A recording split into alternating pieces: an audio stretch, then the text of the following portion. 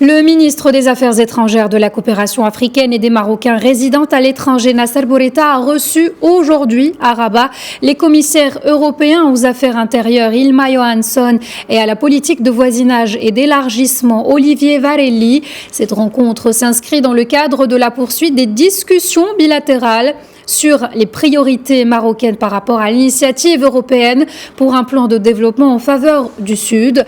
Lors de cette rencontre, les discussions ont porté sur le bilan positif de la coopération Maroc-Union européenne, notamment pour faire face aux effets de la crise sanitaire actuelle. Elle a également été l'occasion de discuter les perspectives d'évolution de ces relations pour construire ensemble le partenariat euro-marocain de prospérité partagée. Sur le volet strictement bilatéral, le ministre a réaffirmé l'engagement du Maroc à consolider un partenariat Maroc-UE solide, innovant et pérenne.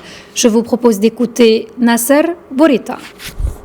Le Maroc considère que cette structuration est toujours pertinente et qu'il faut maintenant l'alimenter par des projets concrets. Et les discussions que vous avez eues aujourd'hui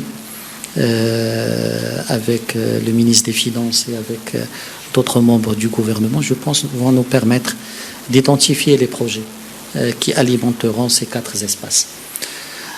C'est pour cela que nous considérons que cette visite est opportune, importante et qui aura un impact sur l'avenir de nos relations. Je terminerai en saluant également l'engagement de l'UE et ton engagement personnel aux côtés du Maroc dans la période difficile de la gestion de la Covid. La Commission et vous-même, vous avez été les premiers à réagir pour promettre 450 millions d'euros pour le fonds Covid. Une grande partie a été versée et le reste sera versé, je pense, incessamment. C'est cet accompagnement de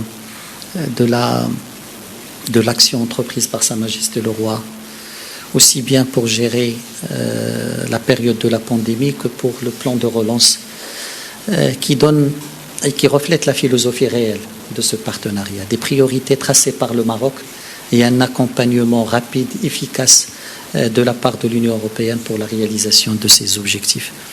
Et je pense que c'est l'attachement à cette philosophie qui permettra au nouveau plan de coopération bilatérale de réaliser tous les objectifs que nous voulons.